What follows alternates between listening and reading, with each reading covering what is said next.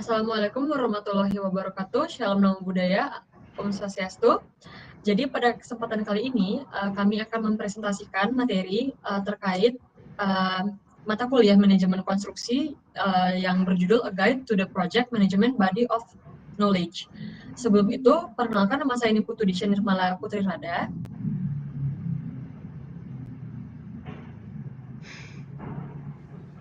Perkenalkan, nama saya Ana Agung Sagung Intanti Sania Putri.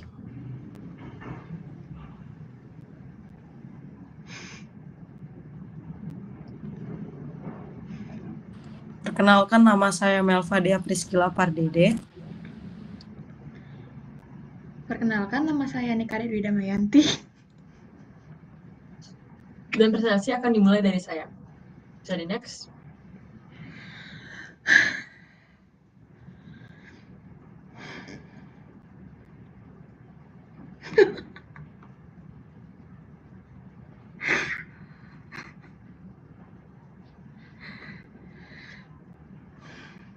Adapun Project Management Principle, bisa di next.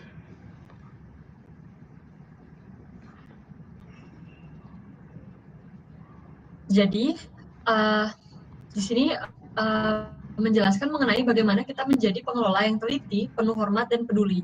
Di dalam organisasi, stewardship mencakup yang pertama, beroperasi selaras dengan organisasi. Tujuannya, strategi, visi misi, dan keberlanjutan nilai jangka panjangnya. Komitmen dan keterlibatan secara hormat terhadap anggota tim proyek, termasuk dalam hal kompensasi, akses terhadap peluang, dan perlakuan yang adil. Kemudian pengawasan yang teliti terhadap keuangan organisasi, material, dan sumber daya lain yang digunakan dalam proyek, memahami penggunaan yang tepat atas kewenangan, akuntabilitas, dan tanggung jawab, terutama dalam posisi kepemimpinan. Di luar organisasi, stewardship mencakup tanggung jawab dalam hal-hal seperti keberlanjutan lingkungan dan penggunaan material serta sumber daya alam oleh organisasi, hubungan organisasi dengan pemangku kepentingan, eksternal seperti mitra dan saluran distribusi, dampak organisasi atau proyek terhadap pasar, komunitas sosial, dan wilayah operasinya. Kemudian yang terakhir, mendorong kemajuan praktik profesional dalam industri yang relevan. Orang stewardship juga mematuhi tugas-tugas eksplisit maupun implisit yang dapat mencakup hal-hal sebagai berikut. Yang pertama, integritas. Steward haruslah berperilaku jujur dan etis dalam segala bentuk keterlibatan serta komunikasi. Steward menjunjung tinggi standar yang mencerminkan nilai, prinsip, dan perilaku yang diharapkan oleh orang-orang di organisasi. Yang kedua, kepercayaan. Kepercayaan juga mengharuskan individu secara proaktif mengidentifikasi konflik antara kepentingan pribadi mereka dan kepentingan organisasi atau klien. Yang ketiga, ada kepatuhan. Steward memperhatikan dengan seksama dan menunjukkan tingkat kepedulian yang sama terhadap masalah-masalah tersebut, sebagaimana mereka melakukan kepedulian terhadap masalah-masalah pribadi mereka. Kemudian terakhir, yakni kepedulian. Steward mematuhi hukum, aturan, regulasi, dan persyaratan yang diberikan secara sah di dalam maupun di luar organisasi. Bisa di next. Yakni sekarang menciptakan lingkungan tim proyek kolaboratif. Menciptakan lingkungan tim proyek yang kolaboratif melibatkan berbagai faktor pendukung, seperti kesepakatan tim, struktur, dan proses. Yang pertama, kesepakatan tim. Kesepakatan tim merupakan serangkaian parameter perilaku dan norma kerja yang ditetapkan oleh tim proyek dan ditegakkan melalui komitmen individu dan tim proyek. Yang kedua, struktur organisasi. Struktur organisasi adalah setiap pengaturan atau hubungan antara elemen-elemen pekerjaan, proyek, dan proses organisasi. Yang terakhir, yakni proses. Tim proyek mendefinisikan proses yang memungkinkan penyelesaian tugas dan penugasan kerja. Dalam tim proyek, tugas-tugas tertentu dapat didelegasikan kepada individu atau dipilih oleh anggota tim proyek sendiri. Ini mencakup wewenang, akuntabilitas, dan tanggung jawab yang terkait dengan tugas-tugas. Yang pertama, yakni wewenang. Kondisi memiliki hak dalam konteks tertentu untuk membuat keputusan yang relevan, menetapkan atau meningkatkan prosedur, menggunakan sumber daya proyek, mengeluarkan dana, atau memberikan persetujuan. Yang kedua, ada akuntabilitas. Kondisi untuk bertanggung jawab atas suatu hasil. Akuntabilitas tidak dibagi. Kemudian yang ketiga, yakni tanggung jawab. Kondisi wajib untuk melakukan atau memenuhi sesuatu. Tanggung jawab dapat dibagi. Bisa di next.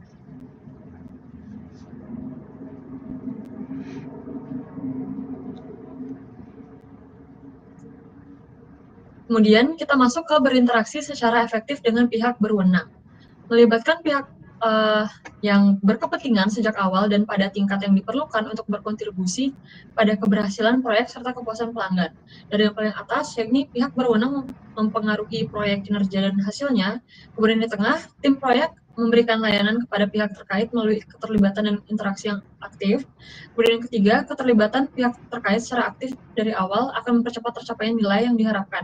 Stakeholder didefinisikan sebagai individu, kelompok, ataupun organisasi. See the next.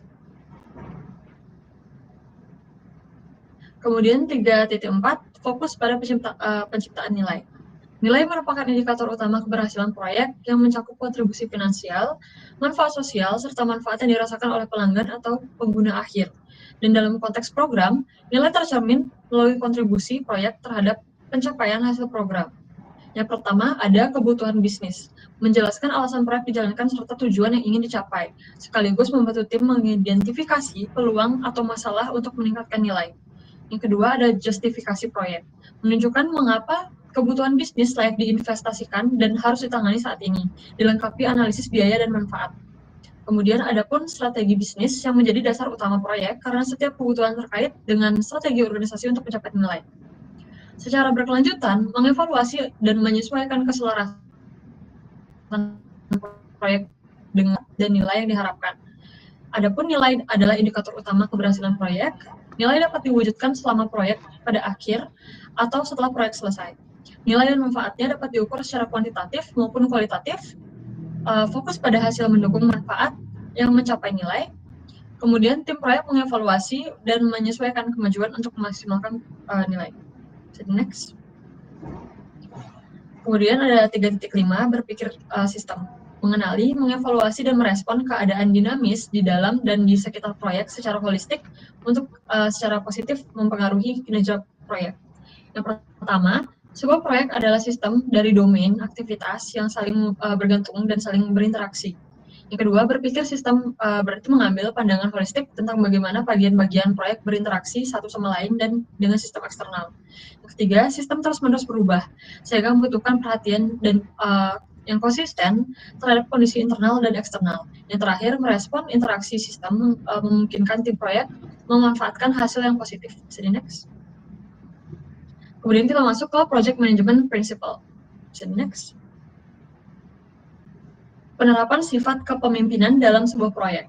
Proyek membutuhkan kepemimpinan yang efektif selama proses keberlangsungannya. Kepemimpinan tidak terbatas pada satu peran saja. Dalam proyek yang sukses, banyak pihak seperti manajer, proyek, sponsor, pemangku kepentingan, atau anggota tim sekalipun dapat menunjukkan kemampuan kepemimpinannya. Pemimpin yang efektif memiliki karakter teladan dalam kejujuran, integritas dan etika, bersikap transparan, rendah hati, serta mampu meminta bantuan. Jadi next. Adapun pendekatan pengembangan proyek berdasarkan konteks proyek atau tailor based on context. Tailoring adalah penyesuaian yang dilakukan secara sengaja oleh tim proyek untuk mendapatkan hasil kerja yang maksimal dengan basis metodologi, proses, template, serta artefak hingga mencapai hasil proyek yang diinginkan. Namun tetap harus memperhatikan faktor seperti lingkungan bisnis, ukuran tim, tingkat kompleksitas proyek. Urutan dalam tailoring based on context yang pertama yakni ada tim proyek, kemudian yang kedua pemangku kepentingan atau project manager, pemilik proyek QA dan QS.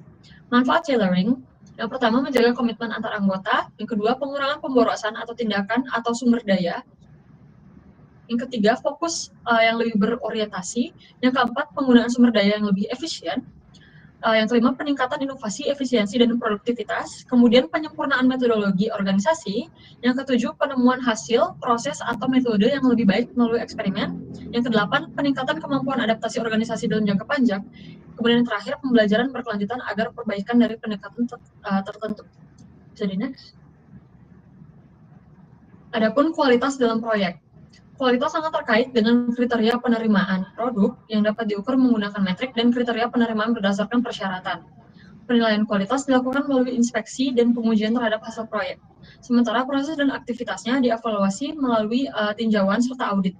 Dalam kedua proses tersebut, pengendalian kualitas difokuskan pada upaya mendeteksi dan mencegah terjadinya kesalahan atau cacat.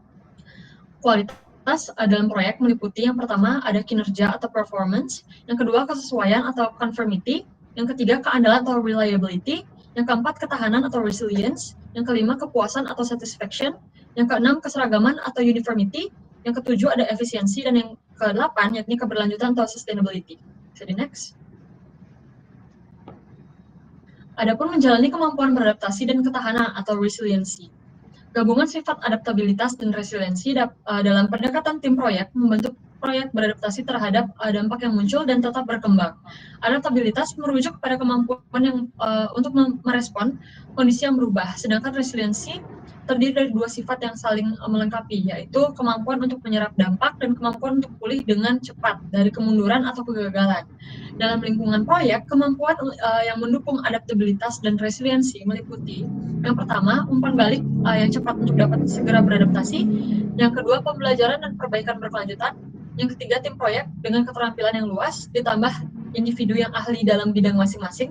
Yang keempat, pemeriksaan dan penyesuaian kerja proyek secara berkala untuk mengidentifikasi peluang peningkatan.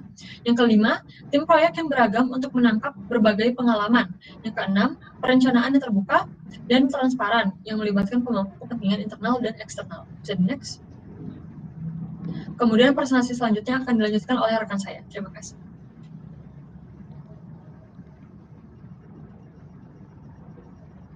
Baik, selanjutnya di sini saya akan menjelaskan Project Performance Domains. Bisa di next. Bab 2 yaitu tentang domain kerja proyek. Domain kinerja proyek adalah sekelompok aktivitas yang saling terkait dan penting untuk memastikan tercapainya hasil proyek secara efektif. Domain kerja berlangsung secara bersamaan sepanjang proyek, terlepas dari bagaimana nilai proyek tersebut disampaikan, baik secara berkala, bertahap, atau di akhir proyek. Proyek dilakukan oleh manusia dan untuk manusia. Domain kinerja ini mencakup bekerja dengan para pemangku kepentingan untuk menjaga keselarasan serta melibatkan mereka guna membangun hubungan yang positif dan meningkatkan kepuasan mereka. Sebuah proyek dapat memiliki sekelompok kecil pemangku kepentingan atau bahkan jutaan pemangku kepentingan. Di antaranya yaitu pemasok atau supplier, pelanggan atau customer, pengguna akhir atau end user, badan regulator atau regulatory bodies, badan pengelola, PMO, atau kantor manajemen proyek, biasa disebut Project Management Office, lalu komite pengarah, manajer proyek, tim manajemen proyek, dan tim proyek. Keterlibatan pemangku kepentingan atau stakeholder engagement. Keterlibatan pemangku kepentingan mencakup penerapan strategi dan tindakan untuk mendorong partisipasi yang produktif dari para pemangku kepentingan. Aktivitas keterlibatan ini dimulai sebelum atau pada saat proyek dimulai, dan berlanjut sepanjang siklus proyek. Terdapat beberapa langkah untuk melibatkan pemangku kepentingan secara efektif. Yang pertama, identifikasi. Identifikasi pemangku kepentingan tingkat tinggi dapat dilakukan sebelum tim proyek dibentuk. Yang kedua, memahami dan menganalisis. Setelah pemangku kepentingan diidentifikasi, manajer proyek dan tim proyek sebaiknya berupaya untuk memahami perasaan, emosi, keyakinan, dan nilai-nilai para pemangku kepentingan. Yang ketiga, prioritaskan.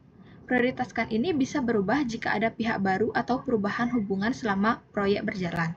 Yang keempat, melibatkan. Pelibatan pemangku kepentingan berarti bekerja sama untuk memahami kebutuhan, mengatur harapan, menyelesaikan masalah, dan mengambil keputusan. Yang terakhir, memantau. Selama proyek berjalan, pemangku kepentingan bisa berubah, ada yang baru bergabung dan ada yang tidak lagi terlibat. Sikap dan pengaruh mereka juga dapat berubah, sehingga tim proyek perlu terus menilai dan menyesuaikan strategi keterlibatan agar tetap efektif. Next. Domain kinerja, tim atau Team Performance Domain.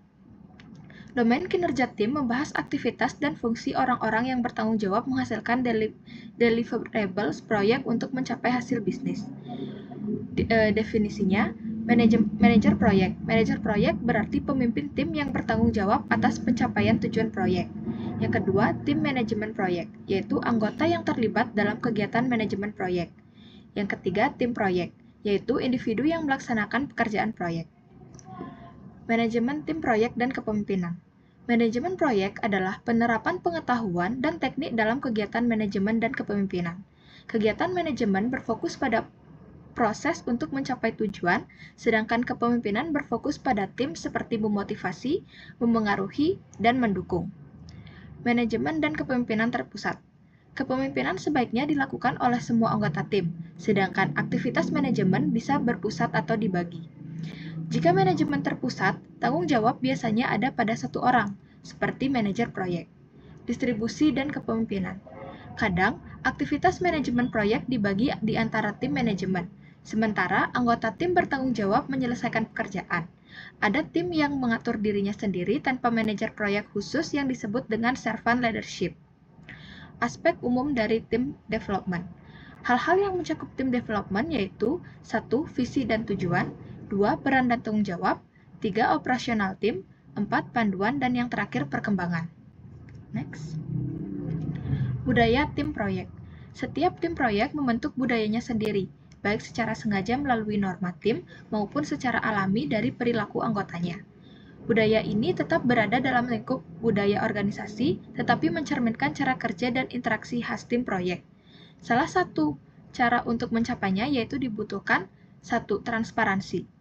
Transparansi merupakan segala informasi dan keputusan yang dibuat haruslah bersifat transparan kepada seluruh anggota tim. Yang kedua, integritas, di mana seluruh tim proyek haruslah jujur, berani mengemukakan pendapat, mengungkap potensi kecacatan kerja, serta potensi konflik kepentingan. Yang ketiga, respect. Setiap pekerja proyek haruslah mampu menunjukkan sikap saling menghargai antar tim. Yang keempat, dukungan. Setiap proyek akan sering mengalami banyak kendala. Dalam kondisi ini, dukungan dari tim proyek sangatlah diperlukan. Yang kelima, keberanian. Tim proyek haruslah memiliki keberanian dalam mengemukakan pendapat, serta memberi saran dan bereksperimen. Dan yang terakhir, apresiasi. Apresiasi sangatlah diperlukan untuk membangun rasa persaudaraan serta menumbuhkan semangat bagi para pekerja proyek. Next. Tim proyek berkinerja tinggi, di mana komunikasi terbuka mendorong lingkungan yang aman dan mendukung kolaborasi efektif. Pemahaman bersama tentang tujuan dan manfaat proyek dimiliki oleh semua pihak. Semangat besar rasa memiliki anggota tim terhadap hasil proyek, semakin baik kinerja mereka. Lalu keempat, tim proyek yang saling percaya lebih siap bekerja ekstra demi keberhasilan, sedangkan kurangnya kepercayaan mengurangi motivasi untuk berupaya lebih. Lalu, tim yang berkolaborasi daripada bekerja sendiri-sendiri atau bersaing cenderung menghasilkan ide lebih beragam dan hasil yang lebih baik. Tim yang mampu menyesuaikan cara kerja dengan situasi dan lingkungan cenderung lebih efektif. Tim proyek berkinerja tinggi, cepat bangkit saat menghadapi masalah atau kegagalan. Anggota tim yang diberi wewenang untuk mengambil keputusan bekerja lebih baik dibanding yang diawasi ketat. Dan yang terakhir, tim yang dihargai atas kerja dan pencapaiannya cenderung terus berkinerja baik karena apresiasi memperkuat perilaku positif. Keterampilan kepemimpinan. Keterampilan kepemimpinan penting bagi seluruh anggota tim proyek, baik dalam sistem otoritas terpusat maupun kepemimpinan bersama. Menetapkan dan mempertahankan visi. Visi yang baik harus jelas, singkat, dan dapat dijalankan. Visi tersebut melakukan hal-hal berikut. 1. Merangkum proyek dengan frasa kuat atau deskripsi singkat. 2. Menggambarkan hasil terbaik yang dapat dicapai. 3. Menciptakan gambaran bersama yang kohesif di benak anggota tim proyek. Dan yang terakhir, menginspirasi semangat terhadap hasil yang ingin dicapai. Berpikir kritis. Anggota tim proyek menerapkan berpikir kritis untuk 1. Meneliti dan mengumpulkan informasi yang tidak bias dan seimbang. 2. Mengenali, menganalisis, dan menyelesaikan masalah. 3. Mengidentifikasi bias, asumsi yang tidak diungkapkan, dan nilai-nilai. 4. Membedakan penggunaan bahasa dan pengaruhnya pada diri sendiri dan orang lain. 5. Menganalisis data dan bukti untuk mengevaluasi argumen dan sudut pandang. 6. Mengamati kejadian untuk mengenali pola dan hubungan. 7. Menerapkan penalaran induktif, deduktif, dan abduktif dengan tepat, serta yang terakhir mengidentifikasi dan menjelaskan premis palsu, analogis yang salah, daya tarik emosional, dan logika yang keliru. Keterampilan kepemimpinan. Contoh faktor motivasi intrinsik meliputi prestasi, tantangan, keyakinan terhadap pekerjaan, membuat perubahan, arah dan otonomi sendiri, tanggung jawab, pertumbuhan pribadi, keterhubungan, dan menjadi bagian dari tim proyek. Next. Keterampilan interpersonal. Kecerdasan emosional adalah kemampuan mengenali dan memahami emosi diri dan orang lain untuk membantu berkomunikasi, bekerja sama, dan memimpin dengan baik. Kesadaran diri, mampu menilai diri sendiri secara jujur dengan memahami emosi, tujuan, motivasi, kelebihan, dan kekurangan. Pengelolaan diri, mampu mengendalikan emosi dan dorongan negatif, serta berpikir matang sebelum bertindak atau mengambil keputusan. Kesadaran sosial, di mana kita harus mampu merasakan dan memahami perasaan orang lain serta membaca sinyal nonverbal dan bahasa tubuh. Dan yang terakhir, keterampilan sosial, yaitu mampu mengelola kelompok, membangun hubungan, mencari titik kesamaan dengan pemangku kepentingan, dan mempererat kerjasama. Next. Baik, selanjutnya akan dilanjutkan oleh teman saya.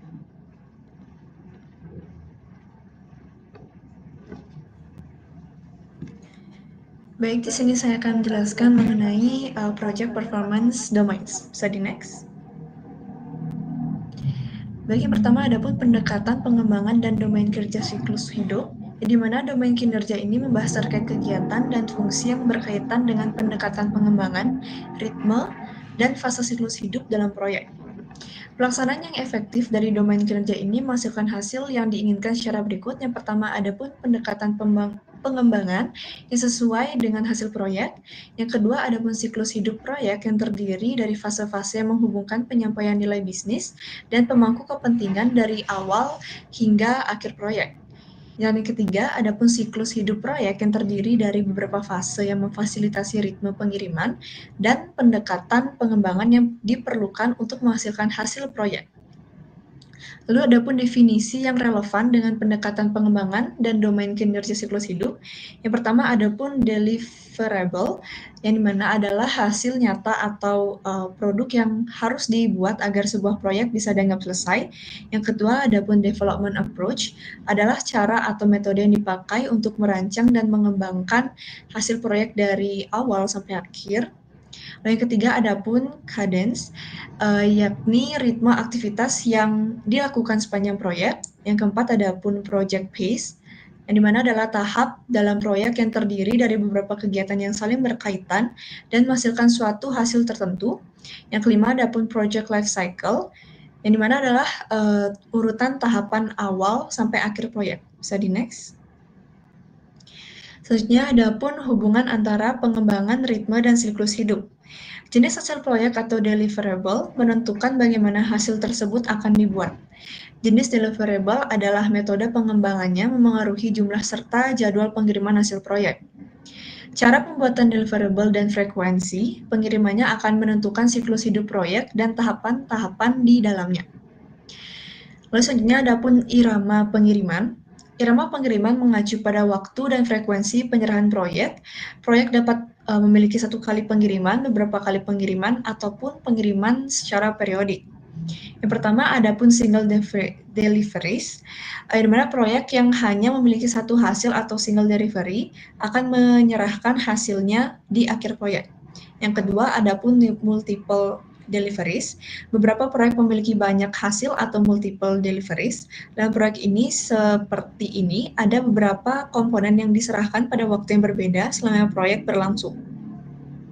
Yang ketiga ada pun periodic deliveries, mirip dengan multiple deliveries, tapi dilakukan dengan jadwal tetap, misal setiap bulan atau 2 bulan sekali. Bisa di next. Selanjutnya ada pun pendekatan pengembangan. Yang pertama ada pun pendekatan prediktif. Pendekatan prediktif adalah cara kerja proyek yang semua rancangannya dibuat sejak awal dan jarang berubah. Yang kedua ada pun pendekatan hybrid, yang dimana menggabungkan cara kerja terencana atau prediktif dan fleksibel atau adaptif. Yang terakhir ada pun pendekatan adaptif, yang dimana berguna ketika kebutuhan proyek memiliki tingkat ketidakpastian dan perubahan yang tinggi, serta kemungkinan besar akan berubah sepanjang pelaksanaan proyek. Bisa di next. Selanjutnya ada pun pertimbangan dalam memilih pendekatan pengembangan. Ada beberapa faktor yang memengaruhi pemeliharaan pendekatan pengembangan. Pertama, ada pun subbagian berikut menjelaskan variabel-variabel yang terkait dengan masing-masing kategori. Yang pertama, ada pun produk, layanan, atau hasil. Itu terdiri dari tingkatan inovasi, kepastian kebutuhan, stabilitas ruang lingkup, kemudahan perubahan, opsi pengiriman, resiko, persyaratan keamanan, dan regulasi. Yang kedua, ada pun proyek terdiri dari kepentingan, kendala jadwal, ketersediaan pendanaan.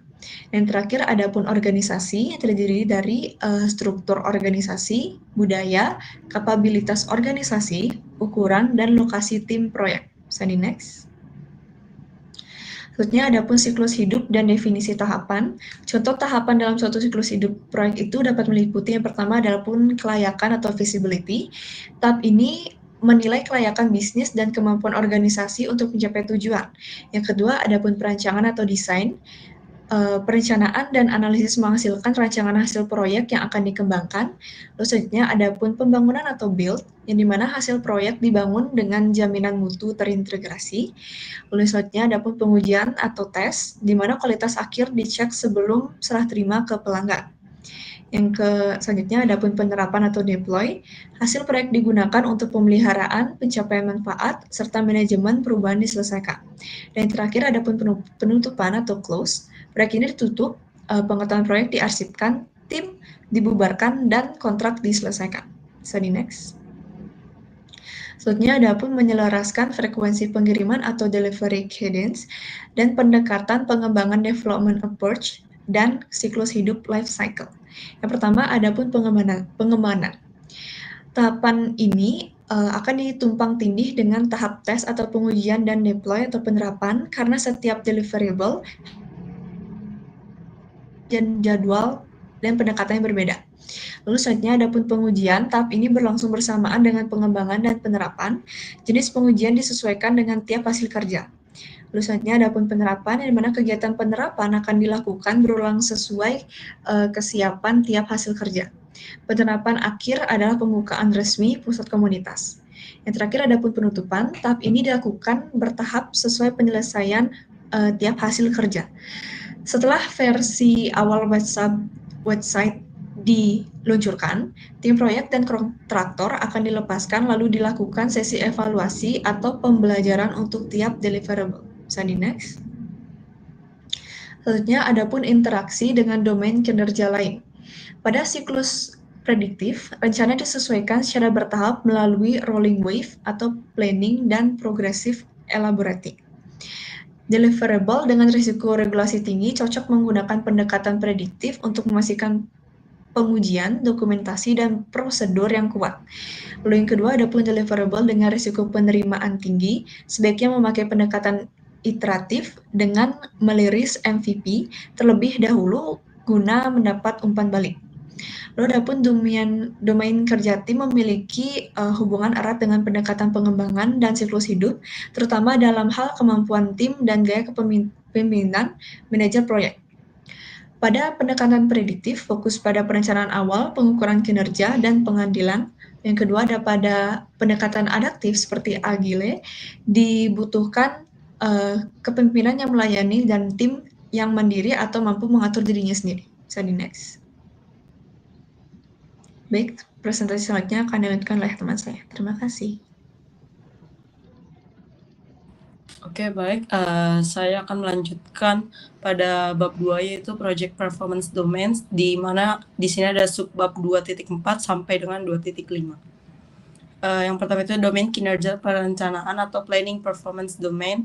Domain kinerja perencanaan membahas aktivitas dan fungsi yang berkaitan dengan pengorganisasian awal, berkelanjutan, dan yang terus berkembang, serta koordinasi yang diperlukan untuk menghasilkan deliverable dan outcome proyek. Yang kedua ini ada gambaran umum perencanaan atau Planning Overview. Tujuan perencanaan adalah mengembangkan pendekatan yang proaktif untuk menciptakan deliverable proyek yang menjadi penggerak utama dalam mencapai hasil atau outcome yang diinginkan. Selanjutnya variabel perencanaan atau planning variables, di mana yang pertama itu penyampaian atau delivery. Perencanaan dimulai dengan memahami business case, kebutuhan pemangku kepentingan atau stakeholder requirements, serta lingkup proyek dan produk. Yaitu ada lingkup produk atau product scope, dan lingkup proyek atau proyek scope. Yang kedua itu ada estimasi. Estimasi adalah penilaian kuantitatif terhadap kemungkinan jumlah atau suatu variabel seperti biaya, waktu, ataupun sumber daya. yaitu ada di estimasi deterministik dan probabilistik. Yang kedua itu ada estimasi absolut dan relatif. Yang ketiga itu ada estimasi berbasis aliran atau flow based estimating. Selanjutnya itu ada di jadwal atau schedule. Jadwal dalam model untuk menjalankan aktivitas proyek, di mana mencakup durasi, ketergantungan, dan informasi perencanaan lainnya. Contohnya itu ada pendekatan prediktif dan pendekatan adaptif. Yang terakhir itu ada anggaran atau budget. Anggaran proyek disusun berdasarkan estimasi biaya yang disepakati dan digabungkan menjadi garis dasar biaya atau cost baseline.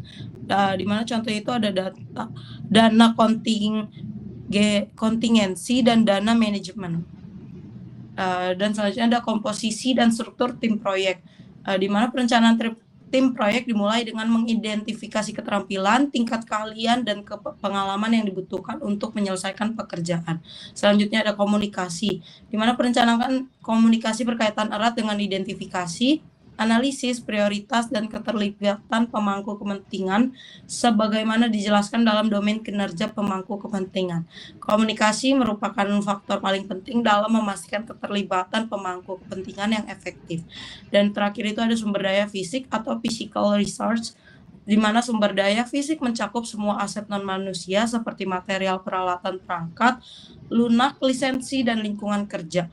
Perencanaannya melibatkan estimasi kebutuhan pengelolaan rantai pasok, logistik, serta strategi pengadaan. Selanjutnya ada pengadaan atau procurement, di mana kegiatan pengadaan dapat menjadi kapan saja selama proyek berlangsung. Namun perencanaan sejak awal membantu menetapkan ekspektasi agar proses pengadaan berjalan lancar dan efisien. Setelah lingkup proyek tingkat tinggi diketahui, tim proyek akan melakukan analisis make or buy, yaitu menilai. Dan selanjutnya itu ada perubahan atau change. Sepanjang pelaksanaan proyek, perubahan akan selalu terjadi, di mana beberapa perubahan muncul karena satu itu terjadinya risiko atau perubahan pada lingkungan proyek, kedua itu pemahaman yang lebih dalam terhadap kebutuhan atau requirements serta seiring waktu, atau yang ketiga itu permintaan dari pelanggan atau customer request dan alasan lainnya. Dan terakhir itu ada metrik yang berkaitan dengan produk bersifat spesifik terhadap hasil kerja atau deliverables yang dikembangkan. Sedangkan metrik yang berkaitan dengan kinerja, jadwal atau schedule performance dan anggaran atau budget performance biasanya didasarkan pada standar organisasi serta dibandingkan dengan baseline atau versi jadwal dan anggaran yang telah disetujui. Sekian presentasi dari kelompok 5 mengenai buku manajemen proyek. Terima kasih dan mohon maaf apabila ada kesalahan kata. Wassalamualaikum warahmatullahi wabarakatuh.